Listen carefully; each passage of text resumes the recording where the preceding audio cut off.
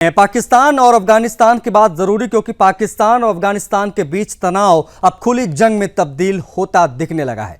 पाकिस्तान की ओर से हाल ही में किए गए हवाई हमलों का जवाब अफगानिस्तान ने दिया, जबरदस्त सैन्य कार्रवाई के रूप में। जी हां, अफगान बलों ने पाकिस्तानी सेना पर जवाबी हमला किया और जवाबी हमला करते हुए न सिर्फ भारी नुकसान पहुंचाया, बल्कि पाकिस्तान की 25 सैन्य चौकियों पर कब्जा भी कर लिया।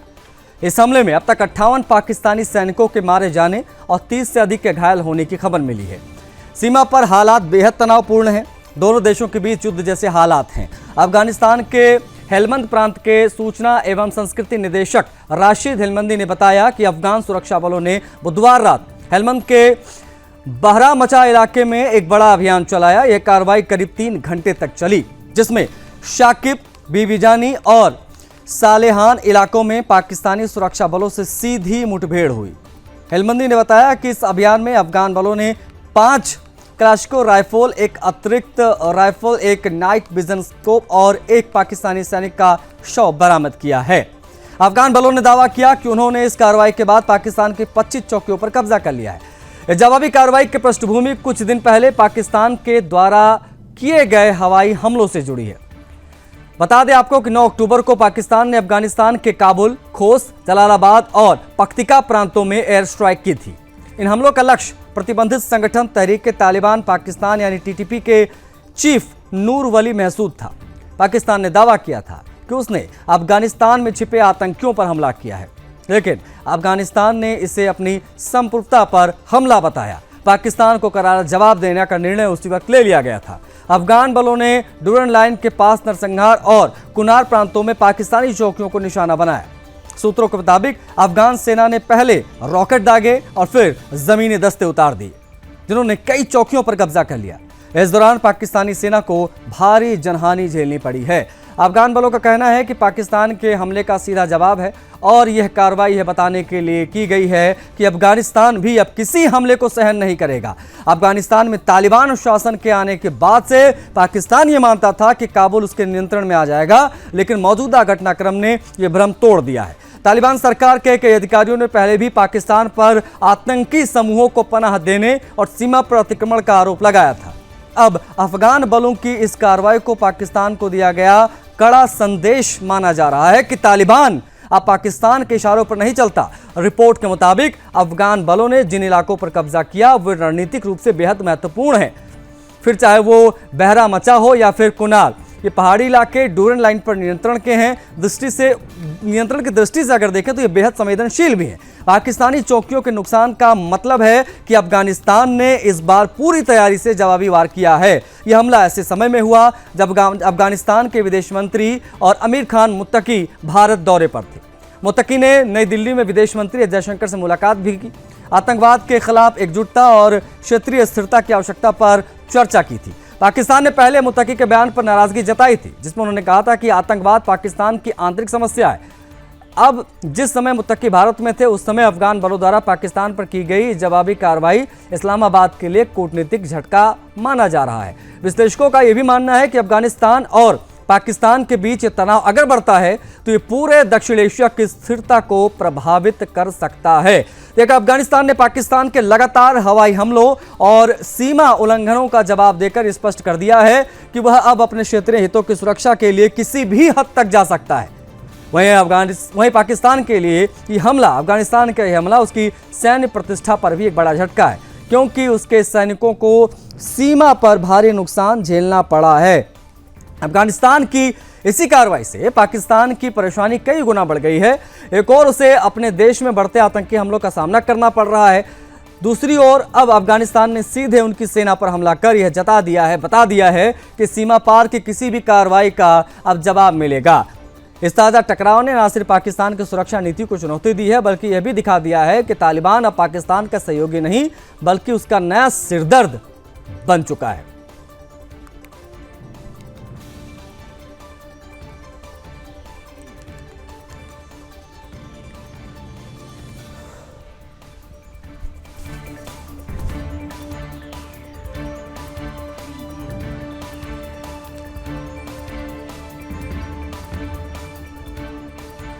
रक्षा विशेषज्ञ संजय कुलकर्णी जी हमारे साथ जुड़ गए हैं। हम उनकी तरफ बढ़ेंगे और बातचीत करेंगे। कुलकर्णी जी, बहुत स्वागत है आपका सुदर्शन न्यूज पर। सर, अफगानिस्तान ने करारा पलटवार किया है पाकिस्तान के ऊपर।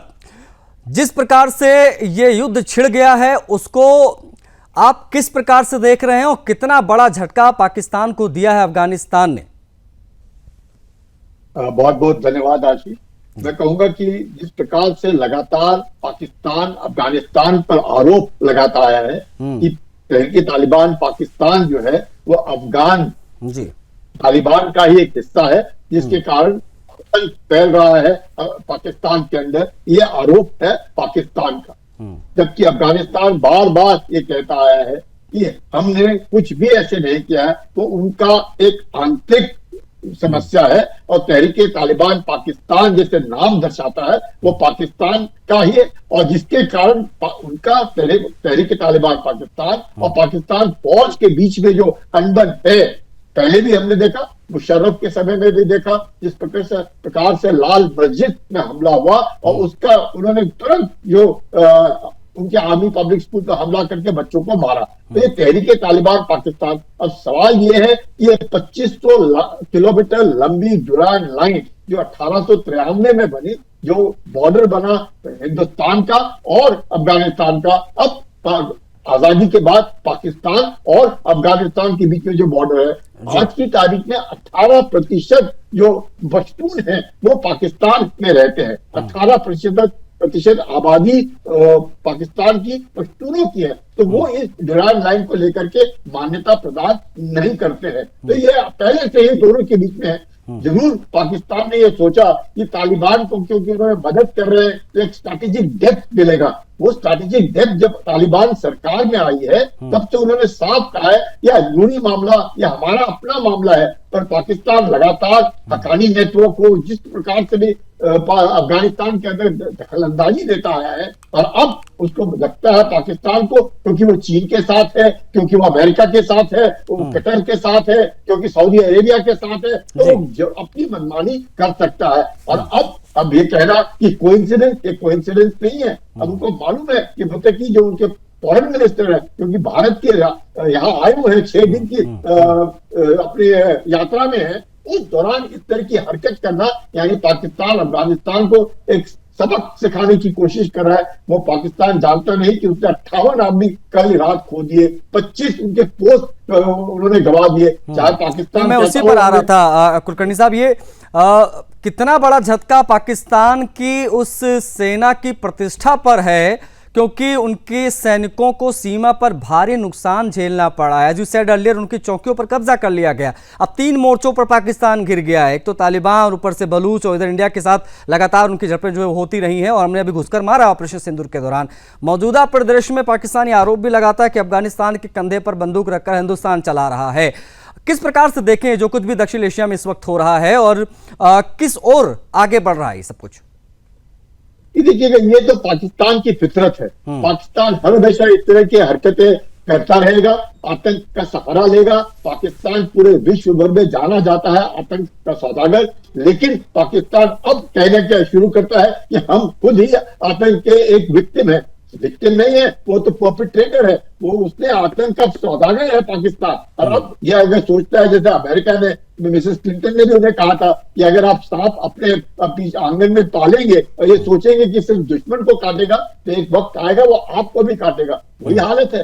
पाकिस्तान हर हमेशा सहारा लेता आया है आतंक का, और अब उसको वही चीज है जो खा रही है। अब आप समझ सकते हैं कि पाकिस्तान लगातार कह रहा है कि नहीं, अफगानिस्तान की धरती के ऊपर 6000 आतंकी हैं, और वो 6000 आतंकी हमारे ऊपर हमला कर। जब अफगानिस्तान बार बार ये कहता आया है कि डुरान लाइन जो है, और उसके उतना ही नहीं, पाकिस्तान लाखों में जितने भी अफगानी शरणार्थी पाकिस्तान में है उनको भगा रहा है। तो अब आप समझ सकते हैं कि पश्तून बार बार कह रहे हैं कि पूरा इलाका हमारा है। ये डुरान लाइन जो आप अंग्रेजों ने बनाई है उसको हम मान्यता प्रदान नहीं करते हैं। तो उसके बावजूद भी पाकिस्तान अब, क्योंकि उनको लगता है कि रेयर अर्थ मिनरल्स जो है वो अफगानिस्तान में है, जिसको उन्होंने कई बार चीन को देकर के, अब चीन भी उधर रेयर अर्थ मिनरल्स ले रहा है। अब उसने अमेरिका के जाकर के एक सेल्समैन के बाद उसके आसिफ मुनी ने दिखाया कि हमारे पास ये सब कुछ है। तो वो बलूचिस्तान हुआ, खैबर पख्तूनख्वा हुआ,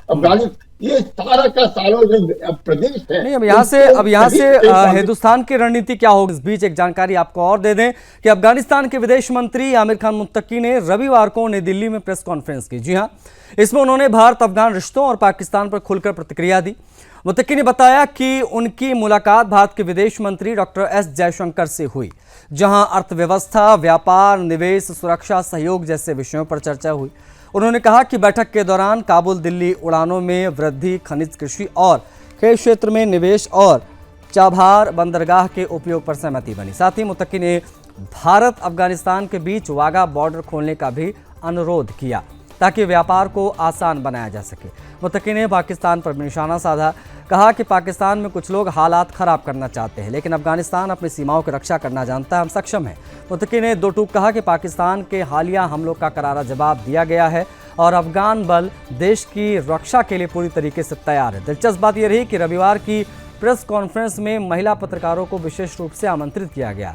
इससे पहले 10 अक्टूबर को हुई प्रेस कॉन्फ्रेंस में महिला पत्रकारों को बुलाने पर Indian women's press corps IWPC और एडिटर्स गिल्ड ऑफ इंडिया ने तालिबान सरकार की आलोचना की थी। इस विवाद के बाद मुत्तकी की टीम ने नई प्रेस कॉन्फ्रेंस के लिए महिला पत्रकारों को बुलाकर छवि सुधारने की कोशिश की। भारत सरकार ने भी स्पष्ट किया कि पहले प्रेस इंटरेक्शन में विदेश मंत्रालय की कोई भूमिका नहीं थी और अफगान मंत्री की मीडिया ब्रीफिंग उनके खुद की पहल थी। ये दौरा 2021 में तालिबान के सत्ता में आने के बाद मुत्तकी का पहला आधिकारिक भारत दौरा है। उनकी यह यात्रा ऐसे समय में हो रही है जब अफगानिस्तान महिलाओं के अधिकारों पर प्रतिबंध और शिक्षा, रोजगार से महिलाओं को बाहर करने जैसी नीतियों को लेकर वैश्विक आलोचना झेल रहा है।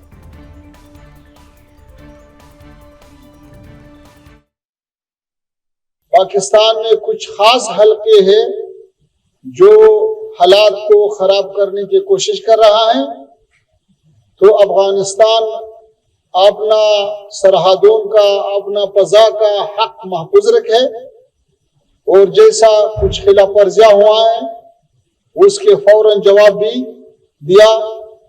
और फिर रात जो इंतकामी ऑपरेशन हुआ तो उसमें हमारा जो हदफ और मतलूब था वो हासिल हुआ। फिर हमारे दोस्त ममालिक जैसा कतर और सऊदी अरबिस्तान उन्होंने ख्वास्ता, उन्होंने तलब किया कि अभी जंग रुकना चाहिए, तो हमारे तरफ से जंग रुका हुआ और अभी हालात कंट्रोल में हैं। तो हम अच्छा ताल्लुकात चाहते हैं, हम मुज़ाकिरात के दरवाजे हमारा खुला है सबके लिए। हम अफगानिस्तान में अमन लाया है, हम सारे खित्ते के अमन चाहता है। तो ये एक बेहतरीन फुर्सत आया है कि सब मसाइल मुज़ाकिरे और मुफाहमे के रास्ते से हल होना चाहिए।